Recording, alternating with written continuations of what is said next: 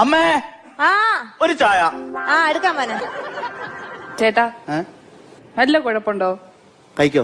കഴിക്കൊരു കുഴപ്പമില്ല. ഒരു കുരു ഇല്ലല്ലോ, ഒന്നുമില്ല. വികലാംഗയോ ഇല്ലല്ലോ. അല്ലല്ല. പിന്നെ ഞാൻ ഇട്ടുകാരില്ല നിങ്ങൾക്ക് ഒരു ചായ. അമ്മയെ വിളിച്ച് പറയേണ്ട കാര്യമുണ്ടോ?